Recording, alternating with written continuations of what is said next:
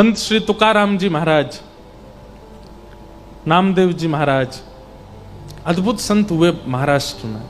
मुझे बहुत प्रिय है महाराष्ट्र के संत, मुझे सबसे ज्यादा भक्त मुझे प्रिय है महाराष्ट्र के।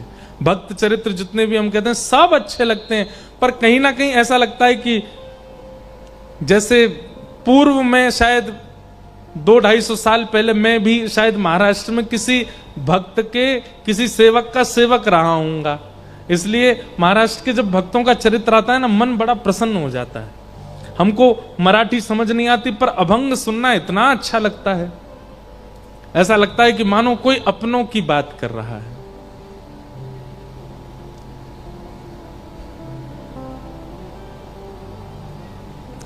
नामदेव जी महाराज एक दिन कीर्तन कर रहे थे और मंदिर में विराजमान श्री पंडरीनाथ भगवान ठाड़े थे, सबको दर्शन दे रहे थे। और दर्शन देते देते श्री ठाकुर जी इतने व्याकुल हो गए कि पीछे खड़ी हुई रुक्मणी जी से कहने लगे, बोले रुक्मणी जी, बोले हाँ जी बताओ, हमसे रुका नहीं जा रहा है। बोले क्यों नहीं रुका जा रहा, मतलब? बोले नामदेव जी इतना सुंदर कीर्तन कर रहे हैं, इतने आनंद से नृत्य कर रहे हैं, इतने सारे वैष्णव मिलकर के करताल बजा रहे हैं, मुझसे रुका नहीं जा रहा। मेरा मन हो रहा है कि मैं भी कीर्तन में चला जाऊं, जाकर के नृत्य कर लूं थोड़ा सा। रुक्मणी जी बोली, आप यदि चले गए तो यहां दर्शन कौन देगा सबको? बोले दर्शन की तो बात ऐसी है कि आप भी हमारी तरह ही खड़ी हो, थोड़ी देर के लिए आप ही हमारा मुकुट पीतांबर पहन के खड़ी हो जाना, सब आपको ही विट्ठल समझ के प्रणाम कर लेंगे, हमको जाने दो। रुक्मणी जी बोली चलो एक बात तो बन गई कि आपकी जगह मैं खड़ी हो जाऊंगी, लेकिन आप अगर कीर्तन में जाएंगे, आपके जाते ही सब खड़े हो जाएंगे, सब कीर्तन रोक देंगे, सब आपके स्वागत सत्कार में लग जाएंगे, आपके पांव छूने लगेंगे। कीर्तन के बीच में विक्षेप डालने के लिए आप जाओगे। ये बात सुनकर के ठाकुर जी रुक गए, बोले कि नहीं ये तो सही है, हम अगर गए तो श्री नामदेव जी भी कीर्तन विश्राम कर देंगे, पूरी जनता खड़ी हो जाएगी, हमको देख करके सब लोग प्रणाम वंदन करने लगेंगे, कीर्तन जो इतना सुंदर चल रहा है विश्राम हो जाएगा।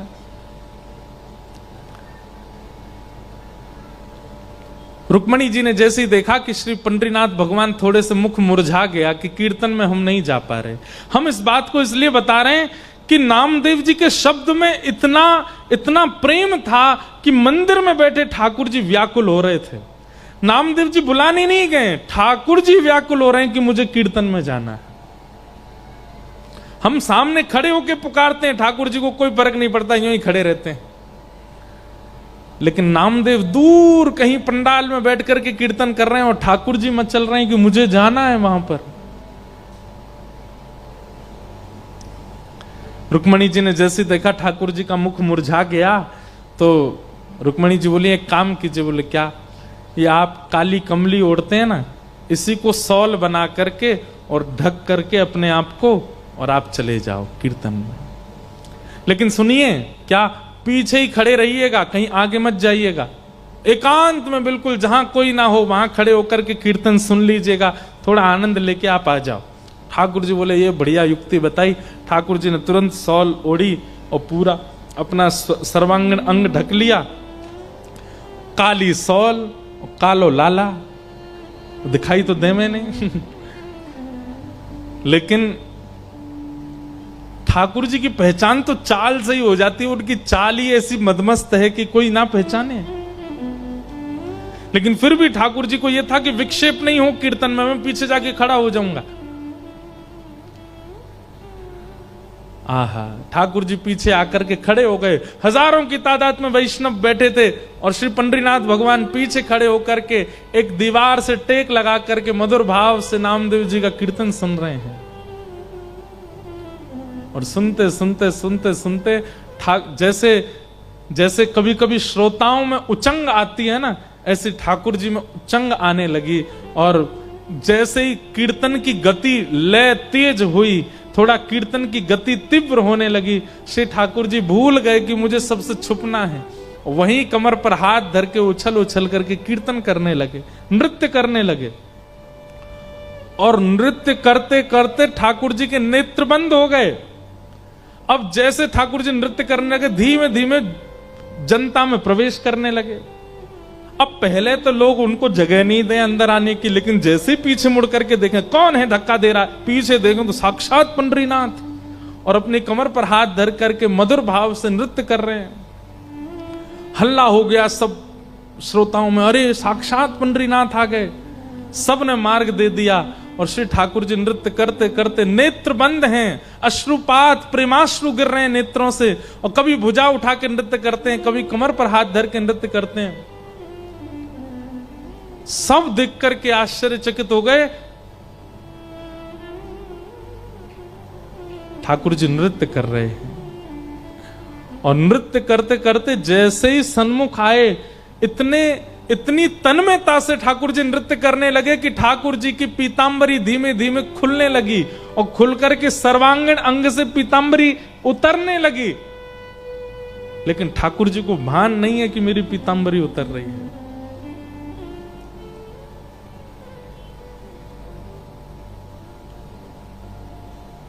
आहा, उस छवि को देख करके जितने वैष्णव थे सब आनंदित हो गए, सबके नेत्र सजल हो गए।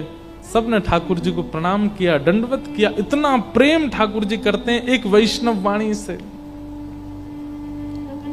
एक अभंग गाया जाता है, उसका अर्थ तो मुझे ज्यादा नहीं पता। अबीर गुलाल उधरी तरंग, माझा घरी नाचे माझा सखा पांडुरंग। नाथा घरी नाचे माझा सखा पांडुरंग। ठाकुर जी नृत्य कर रहे हैं।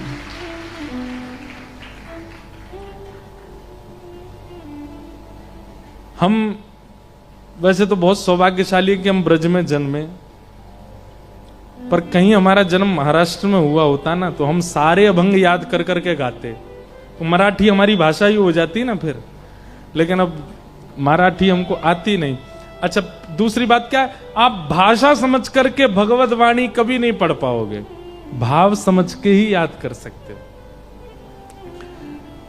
हमको तो इतना सुख लगता है, इसीलिए हम अष्ट सखाओं को गाते हैं, क्योंकि वो हमारी ब्रज भाषा में है।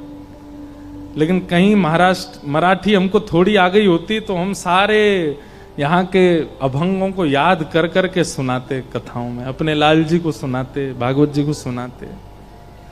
इतना सुंदर लगता है महाराष्ट्र का भाव। तो हम क्या कहना चाह रहे हैं, हमारी पुकार से तो हिलते भी नहीं है ठाकुर जी। और श्री नामदेव जी का कीर्तन दूर चल रहा है, ठाकुर जी पहुंच गए, नृत्य करने लगे और इतने बेसुध होकर नृत्य करने लगे कि पीतांबरी उतरने लगी ठाकुर जी की। तो भैया, ये जितने वैष्णव भक्त हुए, इन्होंने ठाकुर जी को इस खेल में आउट किया है। किस खेल में? कि ठाकुर जी मूर्तिमंत बन के खड़े हैं और वो अपनी कला से, अपने प्रेम से, अपने भाव से, अपने शब्दों से मूर्तिमंत ठाकुर जी को हिला डुला सके। हम में वो सामर्थ्य नहीं। हम तो खूब प्रयास करते हैं, ठाकुर जी फिर भी ऐसे ही खड़े रहते हैं। इसका मतलब क्या है, हमारी उस भाव में, हमारी उस श्रद्धा में, हमारे उस प्रेम में कहीं कमी है, इसलिए ठाकुर जी हिल नहीं रहे हैं। उसके लिए सबसे पहली बात क्या रखनी है, ठाकुर जी को परम सत्य मानो। ये परम सत्य है, ये विश्वास चित्त में आना चाहिए कि ये परम सत्य हैं। ठाकुर जी के सन्मुख जाकर के पूर्ण भाव से जब पंडरीनाथ भगवान का दर्शन करो, श्री रंगनाथ भगवान का दर्शन करो, राधा रमन लाल जी का दर्शन करो, तो ये भाव चित्त में आ जाना चाहिए, ये परम सत्य है। ये प्रथम भाव रखना है हमें चित्त में। उसके बाद आपका प्रेम, उसके बाद श्रद्धा, उसके बाद भक्ति, जो कोई भी है वो अपने आप सुंदर होती चली जाएगी। कहीं ना कहीं हमारे चित्त में परम सत्य की भावना नहीं है, इसीलिए बाकी के सब भाव निपुण नहीं हो पाते। श्री वेदव्यास जी महाराज ने भागवत के प्रथम श्लोक में कृष्ण को प्रणाम नहीं किया, राम को प्रणाम नहीं किया, नारायण को प्रणाम नहीं किया, विष्णु को प्रणाम नहीं किया। क्या कहते हैं? सत्यम परम धीमहि, मैं परम सत्य को वंदन करता हूं। केवल यही भाव परम सत्य का चित्त में लेकर के वेद व्यास जी ने संपूर्ण भागवत की रचना कर दी। हमारे अंदर कहीं ना कहीं संसार सत्य है, ठाकुर जी को सत्य मानते हैं, पर कहीं ना कहीं संसार को भी सत्य मानते हैं, कहीं ना कहीं व्यवहार को भी सत्य मानते हैं।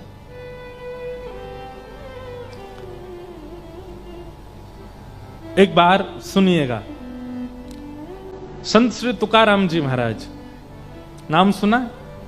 आप नहीं सुनेंगे तो कौन सुनेगा? है महाराष्ट्र वालों को नहीं पता होगा तो आपको पता है, जैसे हम लोग कीर्तन करते हैं ना, जय जय राम कृष्ण हरि, ऐसे एक कीर्तन और होता है, ज्ञानो बा तुकाराम, ज्ञानो बा तुकाराम, ज्ञानो बा तुकाराम। ये ज्ञानो बा तुकाराम कीर्तन क्यों होता है?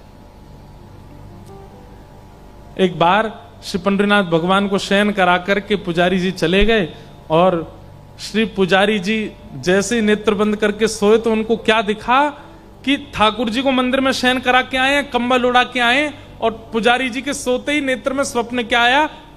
ठाकुर जी ने अपना कंबल हटा दिया और पांव में घुंघरू बांध करके, अपने पैरों में घुंघरू बांध करके और हाथ में करताल लेकर के श्री पंडरीनाथ भगवान नृत्य कर रहे हैं, गा रहे हैं। रुक्मणी जी बैठ करके मृदंग बजा रही हैं, ज्ञानो बा तुकाराम, ज्ञानो बा तुकाराम, ज्ञानो बा तुकाराम।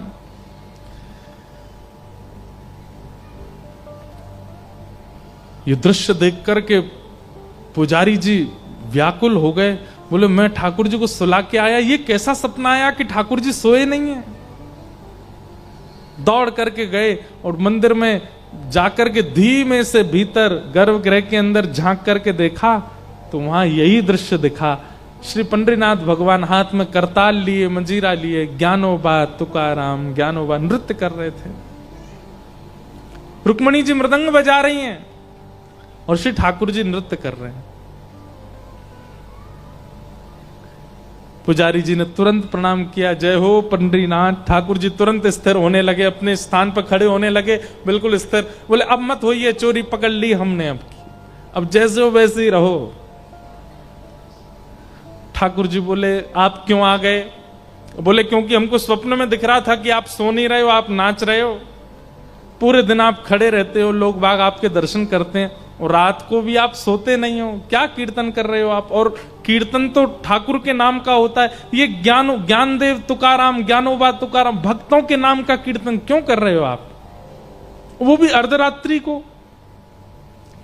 ठाकुर जी बोले मुझे इनकी बहुत याद आती है, इन्होंने मेरे को इतना गाया, मेरा इतना कीर्तन किया कि मैं स्वयं को रोक नहीं पाता इनका कीर्तन करने से, इसलिए करताल लेकर के पूरी रात मैं अपने भक्तों का कीर्तन करता हूं।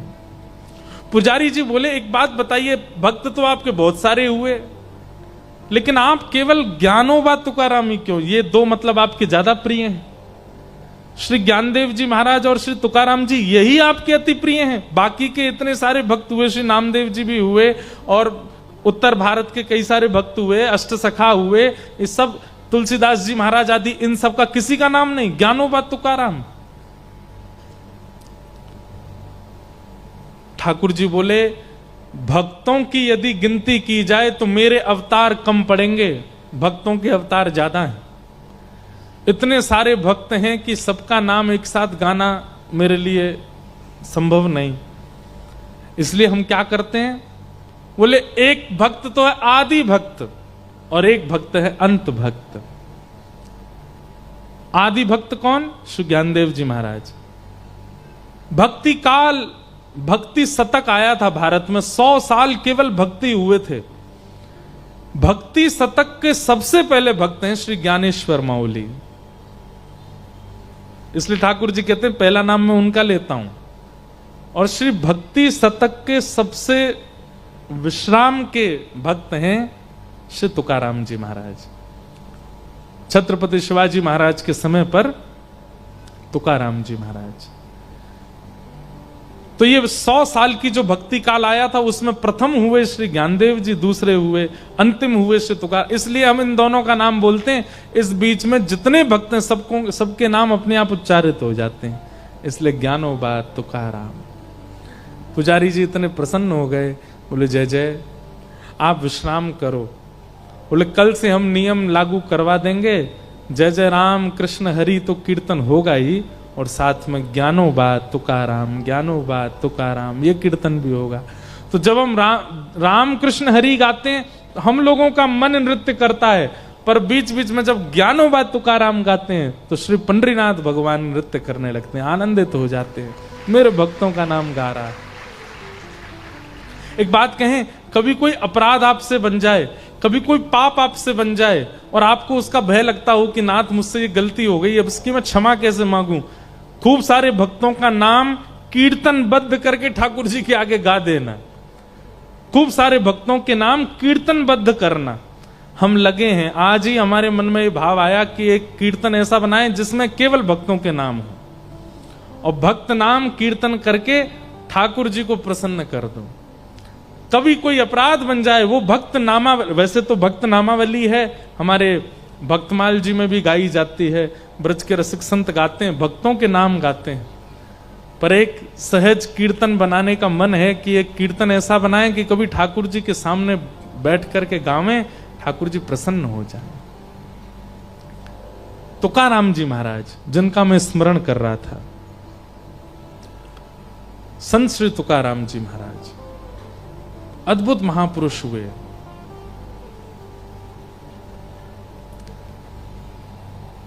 तुकाराम जी की पत्नी अनुकूल नहीं थी, कथा सबको पता है। सब लोग इधर देखिए, ध्यान से सुनिएगा। तुकाराम जी की पत्नी अनुकूल नहीं थी। अनुकूल मतलब मन के मुताबिक, लड़ती थी, झगड़ा करती थी, डांटती थी, फटकारती थी, और कभी कभी ज्यादा गुस्सा आ जाता था तो श्री तुकाराम जी पर कुछ फेंक फांक भी देती थी, मारती थी, ऐसा तो नहीं कहेंगे हम, लेकिन वो एक प्रसंग है, गन्ना वाला प्रसंग। श्री तुकाराम जी सारे गन्ने बांटे आए गांव में, एक गन्ना बचा बस। पत्नी ने कहा इतने सारे गन्ने लेके गए थे, कितना रुपया कमा के लाए? बोले रुपया कमाने के लिए तो लेके गए थे, पर बीच रास्ते में बच्चों ने मांग लिया गन्ना दे दो, तो हम तो मुफ्त में ही बांटी आए, एक ही बच्चा है, बालक कम पड़ गए, नहीं तो ये भी चला जाता। पत्नी को गुस्सा आया, गन्ना लेकर के तुकाराम जी की एक पीठ पर दिया, सो दो हो गए। तुकाराम जी हंसने लगे, वाह मेरी पत्नी कितनी बुद्धिमान है। क्यों? मैं सोच रहा था एक ही गन्ना है, घर में खाने वाले दो, कैसे खाएंगे, इसने मार के दो कर दिए, ले एक तू खा एक मैं खाऊंगा। तो उनकी पत्नी अनुकूल नहीं थी, लेकिन वो उसकी हर स्थिति को स्वीकार करते थे। तो एक बार एक गांव का एक बालक गया तुकाराम जी के पास, और उसने तुकाराम जी से जाकर के कहा कि महाराज मैं आपसे एक बात पूछना चाहता हूं। बोले क्या? पूरा गांव जानता है, देहू पुणे के पास स्थान है देहू, जहां तुकाराम जी महाराज रहते थे। बोले पूरा देहू जानता है, सब गांव के लोग जानते हैं कि आपकी पत्नी बिल्कुल अनुकूल नहीं है आपके, उसका व्यवहार। अच्छा एक और बात है, श्री तुकाराम जी महाराज का ऐसा मैंने सुना भक्त चरित्र में कि उनका पहले ब्याह हुआ था, एक बेटा भी था, पर अकाल की वजह से पत्नी और बेटा दोनों की मृत्यु हो गई। फिर उसके बाद तुकाराम जी बिल्कुल सन्यासी महात्मा हो गए, लेकिन फिर किसी कारण से उनका फिर ब्याह किया गया। तो फिर जब पत्नी दूसरी आई, वो बड़ी तेज थी, बहुत शासन करती थी।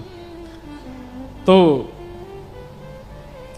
उस बालक ने कहा पूरा गांव जानता है, पूरा देहू जानता है कि आपकी पत्नी बिल्कुल अनुकूल नहीं है, लेकिन फिर भी आप इतने प्रसन्न दिखते हैं। आप जब अपने घर से निकलते हैं तो हजारों लोग आपके दर्शन के लिए खड़े रहते हैं। अरे कहां तक कहें, भारत के सम्राट छत्रपति शिवाजी महाराज वो आपके यहां जगह जगह जब आपका कीर्तन होता है तो पहुंचते हैं और ससम्मान आपका इतना आदर करते हैं, इतना सम्मान करते हैं, सब आपकी इतनी सम्मान करते हैं। पर बात तो सत्य है कि जग सम्मान करता हो, घर का अत्यंत समीप व्यक्ति यदि इतना इतना शासन करता हो, इतना गंदा बोलता हो, मन प्रसन्न कैसे रह सकता है? आप सबसे ज्यादा समय अपनी पत्नी के साथ व्यतीत करते हैं और वो बिल्कुल आपका सम्मान नहीं करती। मैं बस आपसे ये जानना चाहता हूं, इस प्रसन्नता का राज क्या है? आपको चिंता नहीं होती, आपका मन व्याकुल नहीं होता, आपको पीड़ा नहीं होती चित्त में, आप इतने प्रसन्न रह कैसे लेते हो? कृपा करके मुझे अपनी इस प्रसन्नता का राज बताइए। तुकाराम जी महाराज बैठे थे, तो बैठे बैठे तुकाराम जी बोले, सुनो, बहुत पते की बात है, ध्यान से सुनिएगा। तुकाराम जी बोले, मेरा राज तो बाद में बताऊंगा, लेकिन मुझे तेरा एक राज पता है। बालक घबरा गया, आपको क्या पता चल गया मेरे बारे में? बोले, तुम्हारा एक राज पता है कि तुम्हारे जीवन के केवल 7 दिन बचे हैं, 7 दिन बाद तुम्हारी मृत्यु हो जानी है बच्चा, केवल 7 दिन बचे हैं तुम्हारे। और वो बालक अपने प्रश्न तो सब भूल भाल गया। बोले, मैं काय को आ गया आपके पास? तुकाराम जी को प्रणाम करके तुरंत भागा। 7 ही दिन बचे थे उसके। 7 दिन तक वो बालक ऐसा हो गया, एकांत में बैठा रहता।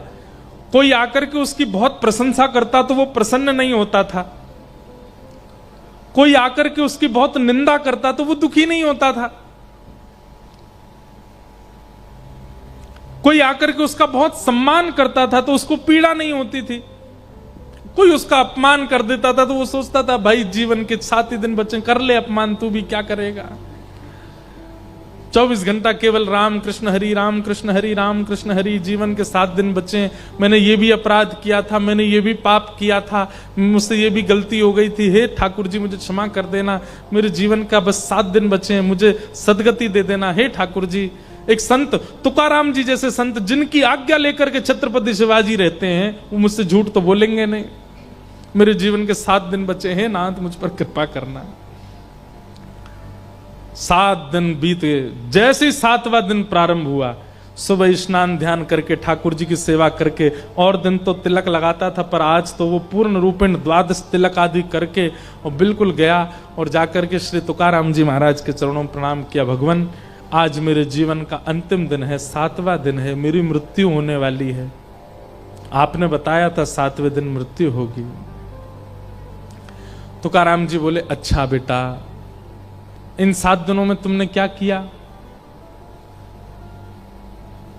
तीसरे दिन तुमने कौन सी सब्जी खाई थी?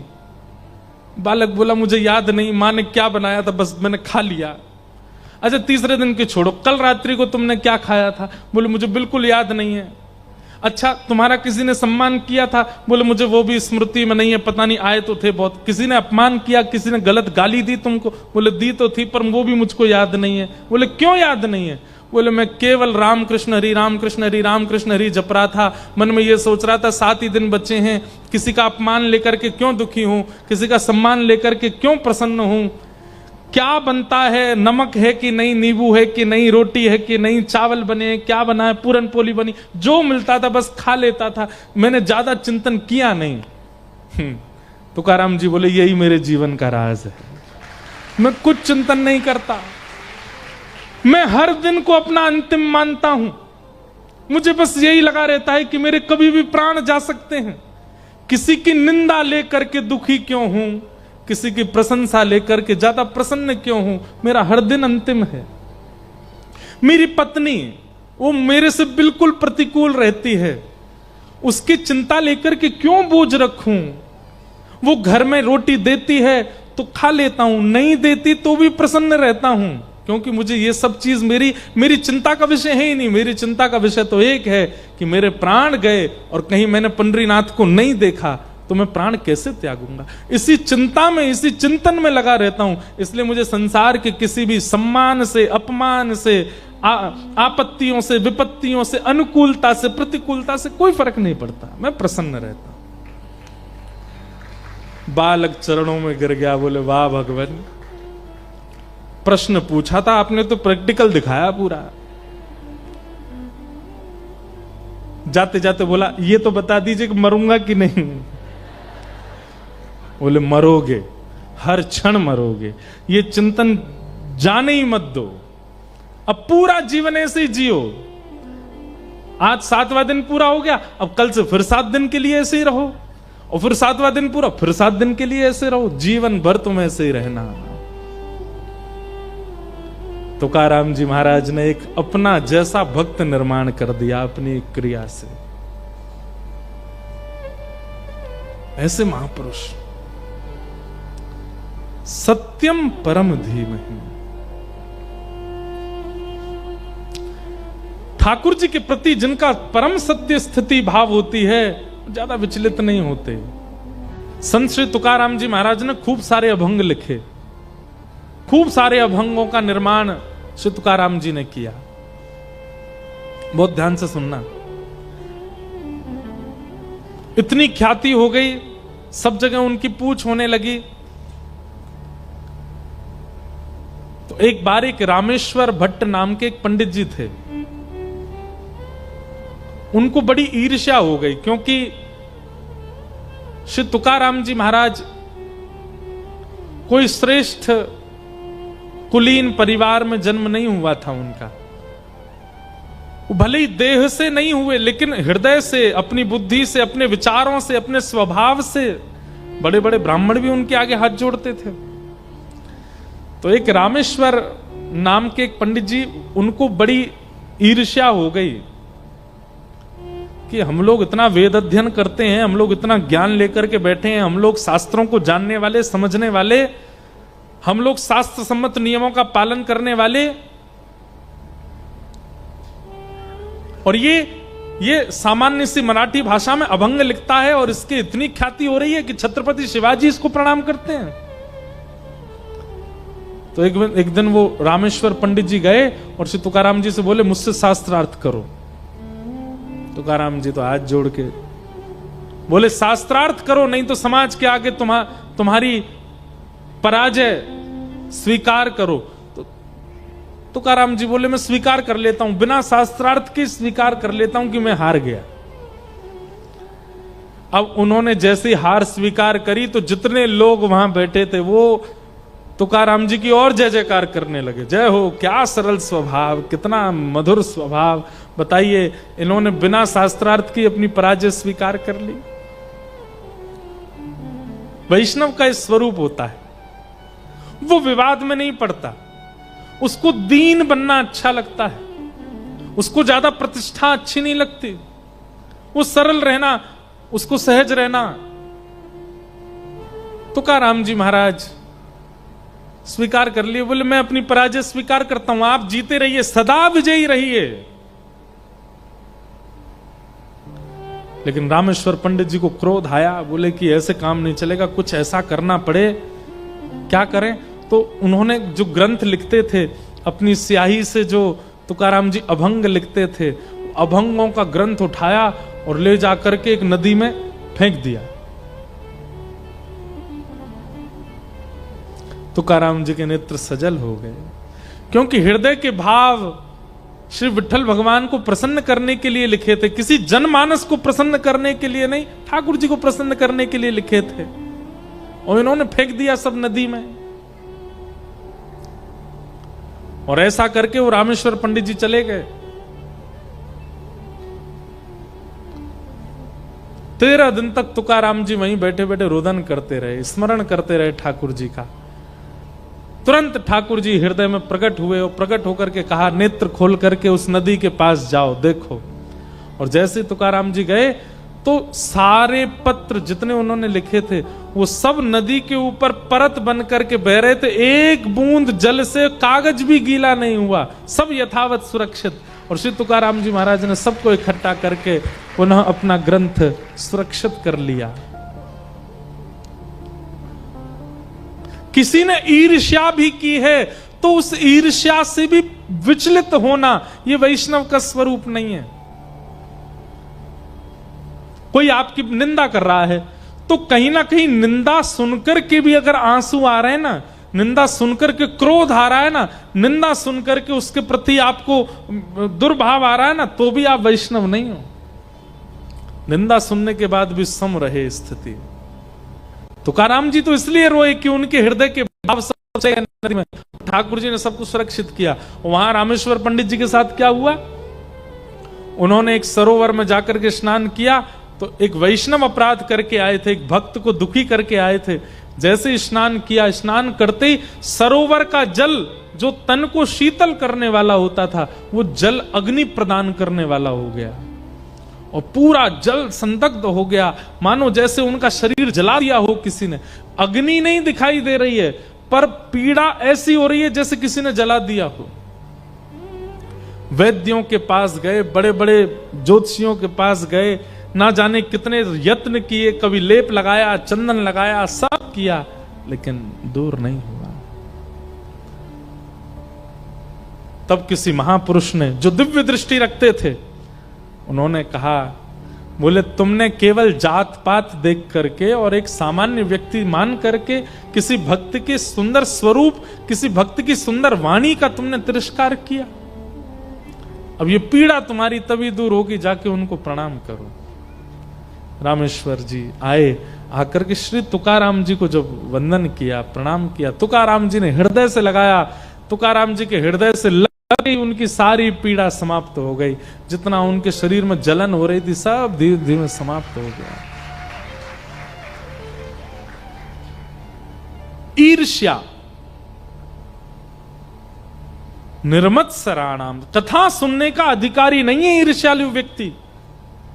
लेकिन क्या बताएं साहब, सब ईर्ष्या से युक्त हैं। संसार में कोई ऐसा व्यक्ति नहीं जिसके चित्त में तनिक ईर्ष्या नहीं होती हो। और ईर्ष्या कब होती है पता है? जब किसी अन्य की अत्यंत प्रशंसा सुनाई दे जाती। महाराष्ट्र में संत हुए श्री विनोबा भावे। विनोबा भावे से कहा, महाराज जी से पूछा गया, भक्त और राक्षस एक एक शब्द में बताइए। भक्त की परिभाषा एक शब्द में और राक्षस की परिभाषा एक शब्द में।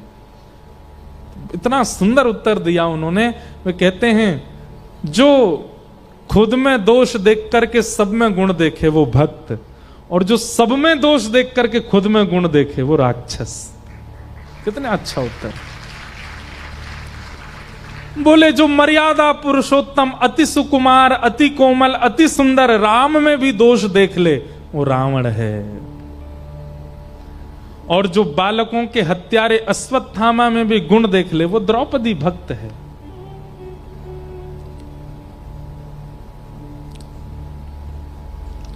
इसलिए कथा में यदि कोई दोष बताया जाता है तो वो दोष दूसरे में मत देखिएगा, खुद में देखिए। आईना खुद को देखना चाहिए ताकि अपने दोष सुधारे जा सकें। दूसरा जब आएगा आईने के सामने वो देख लेगा। कथा क्या है? कथा एक आईना है, कथा एक दर्पण है, कथा एक शीशा है। आप सब सामने बैठे हो, मैं भी सामने बैठा हूं, मुझे भी देखना है और आपको भी देखना है, खुद को। हम सत्य बता रहे हैं, कई बार ऐसे दोष होते हैं जो मुझ में हैं और उन्हीं दोषों का निराकरण मेरे ही मुख से अपने आप निकल जाता है। तब ये पता चलता है कि मानो भागवत जी आज्ञा कर रही हैं कि लाला ये दोष तो में भी है, या पे न काम कर। और खुद ही मुख से अपने आप ही निराकरण निकल आता है उसका। इसका मतलब क्या? भागवत जी दर्पण दिखाती हैं, दर्पण दोष दर्शन कराता है, और जैसे ही दर्पण में दोष दिखे उसको संभाल लेना चाहिए, दूसरों में नहीं। तो अस्थिरता, एक जगह स्थिर ना होना, ये ईर्ष्या का प्रमाण है। और कहीं ना कहीं ईर्ष्या भगवत प्राप्ति में सबसे बड़ी बाधा है। इसलिए अस्थिर मत होइए। मुझे तो एक एक करके इतने भक्तों के याद आ जाती है कि मन करता है सुनाता ही रहूं। गोरोबा काका, महाराष्ट्र के संत भक्त हुए गोरोबा काका। मट्टी अपने पैरों से करते थे, जैसे मारते हैं ना, ऐसे अपने पैरों से मारते थे। एक दिन उनकी पत्नी गई जल भरने के लिए, छोटे से बालक को छोड़ गई, घुटमुन चलता था बालक, और गोरोबा काका से कह गई, सुनो इसका ध्यान रखना।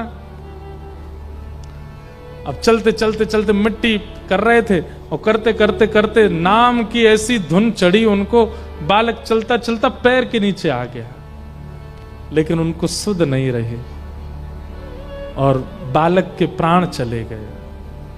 पत्नी ने आकर के धक्का दे दिया, बोले तुम क्या कर रहे हो, तुम ऐसा क्या कीर्तन, ऐसा क्या विट्ठल का नाम कि अपने बालक के प्राण ले लिए। अब पढ़े लिखों को ये सब बातें थोड़ी अटपटी लग सकती है, ये कैसा भाव है, ये कैसा विचार है। गोरोबा काका बोले मुझसे अपराध हुआ, मैं उसका दंड भोगने को तैयार हूं, पर नाम जब प्रकट हो गया था तो तुमको नाम पर विश्वास करना चाहिए था। ठाकुर जी सब मंगल कर देते, लेकिन तुमने नाम अधूरा छुड़वा दिया, तुमने मेरा नाम यहीं रुकवा दिया। मैं प्रतिज्ञा लेता हूं आज के बाद तुम्हारा स्पर्श नहीं करूंगा। कथा तो बहुत बड़ी है। फिर एक दिन गलती से स्पर्श अपनी पत्नी का हो गया, तो गोरोबा काका ने जब देखा कि निद्रा में मेरा स्पर्श हो गया पत्नी से, अपने हाथों को लेकर के गए और जाकर के महाराज दोनों हाथों को कटवा दिया कि जो हरि विमुख का स्पर्श करें, ऐसे हाथों को लेके मुझे क्या करना, बिना हाथ के रहने लगे। लेकिन जीवन में उनको कभी ग्लानि नहीं हुई कि मेरे हाथ नहीं है, मैंने अपने हाथ कटवा दिए। बिना हाथ के बड़े प्रसन्न रहते थे, बोले जो हरि का नहीं है उसको रख करके क्या करना। पर आप एक दिन कीर्तन में गए और कीर्तन में ऐसा धुन चल रही थी, सब ताली बजा बजा के नृत्य कर रहे थे, तब गोरोबा काका के मन में पहली बार आया कि आज तक मेरे हाथ नहीं है, इसकी मुझे ग्लानि नहीं हुई, लेकिन आज मुझे लग रहा है कि अगर मेरे हाथ होते तो मैं भी ताली बजा के नृत्य करता, मेरे हाथ ही नहीं है। उन्होंने ऐसा चिंतन किया मात्र था कि मेरे हाथ होते तो मैं भी ताली बजाता। कीर्तन चलते चलते चलते गोरोबा काका के दोनों हाथ प्रकट हो गए और ताली करताल बजा कर